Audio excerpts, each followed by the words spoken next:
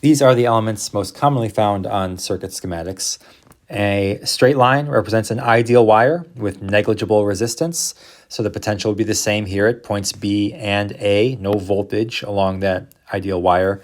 The electric field inside that stretch of wire will be negligibly small. Where two ideal wires meet is a junction, so the potential here would be the same at points B, C, and A. However, on a switch, in its open position, there generally is a potential difference across that switch. Into the closed position, however, the switch acts like an ideal wire, so no potential difference between A and B once closed. That's a single throw switch. This is a double throw switch, which can be either in this position connecting on the left or this position connecting on the right. This symbol represents a connection to ground. This is a ground wire, which sets the potential to 0 in this wire by convention. So it's choosing our reference point. We say the ground is a potential of 0. And once your circuit has reached a steady state flow, generally current does not flow in a ground wire if the circuit is neutral overall. So we don't expect any current to be flowing to or from ground once we've reached steady state. These are resistors, and this symbol represents a resistor. So if we call rightward the direction of the flow of positive current, then we expect to be going down in potential as we flow with the current across that resistor. This is a potential drop. B is at high potential, A is at low potential. So our potential difference, V final at A, which is low, minus V initial at B, which is high, that's a drop. So we go down by minus IR, according to Ohm's law. We should think of a resistor and that drop as being somewhat like a waterfall. If our current is flowing in the direction of the electric field, then that resistor is a place where our water drops down that waterfall. And waterfalls are noisy. The sound they make is them converting gravitational potential energy into acoustic energy. So likewise, our resistor here, this sort of electric waterfall, is converting electric potential energy into heat. This resistor will heat up as current flows through it. The size of that drop is given by Ohm's law. That delta V right there is IR, our voltage drop across that resistor.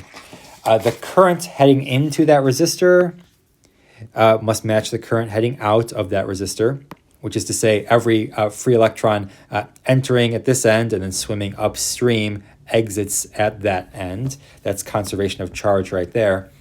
And the rate at which this resistor is converting energy into heat, the power output, has a magnitude that we also find from Ohm's law.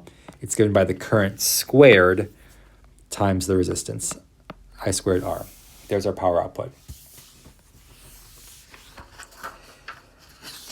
This is a variable resistor here, the resistor symbol with a diagonal arrow through it. In general, a diagonal arrow through a circuit element symbol represents a variable version of that element. That is, this resistance can be adjusted, is adjustable. So here's a picture of such a device called a potentiometer or a pot. A light bulb is really just a resistor. We use a separate symbol for it. That's a light bulb, but really it's functionally identical to a resistor. It's just a resistor that's intended to get hot enough that it glows and gives off light. The brightness of it will be proportional to the power output of that resistor. So its brightness will be given by I squared R, or according to Ohm's law, the voltage drop across that resistor squared over R. So when comparing light bulb brightnesses, you're comparing their power outputs. You'll see a bulb described, say, on the packaging when you purchase it, as being rated at 60 watts, 120 volts. Well, what is that telling you about your bulb? What it's telling you is that that bulb expects to be hooked up to a 120 volt power supply, and it promises to output 60 watts of power. So taking this formula here and turning it around, we have the resistance of your bulb is given by the voltage squared over the power. So that 120 volts squared over 60 watts gives us 240 ohms.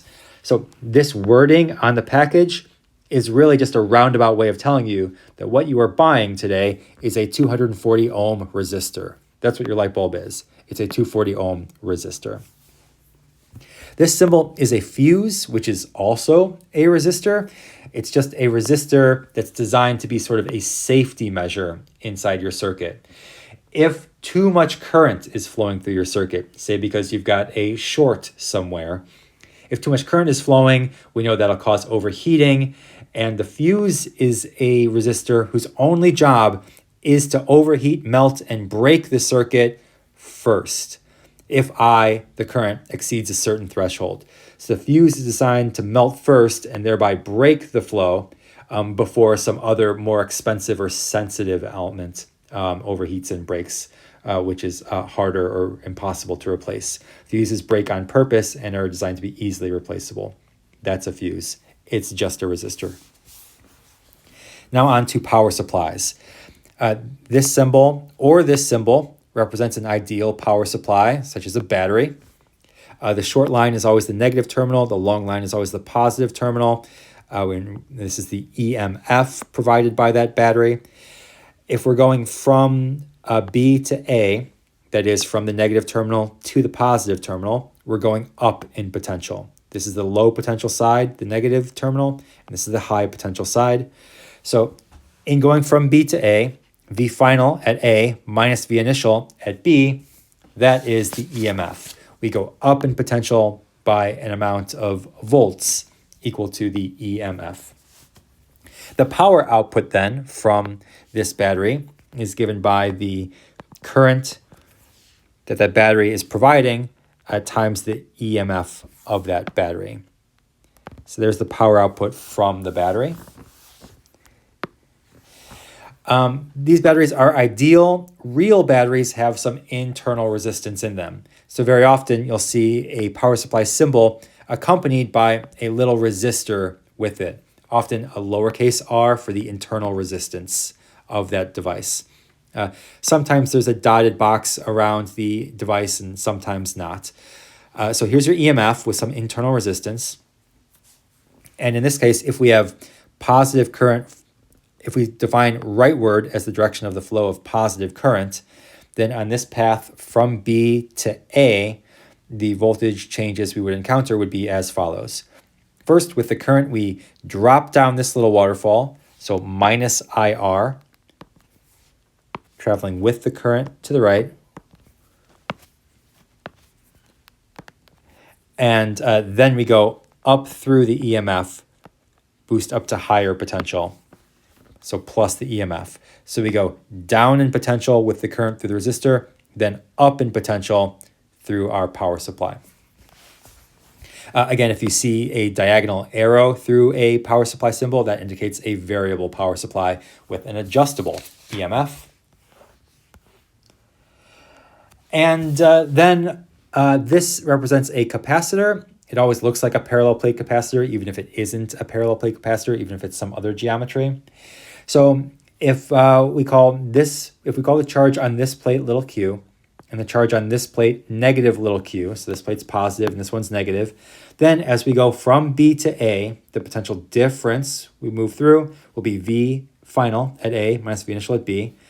This is high potential positive charge, low potential negative charge.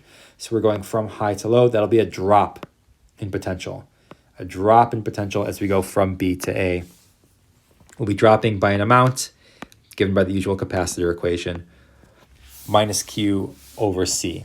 And the energy stored, the electric potential energy stored in that capacitor is Q squared over twice the capacitance.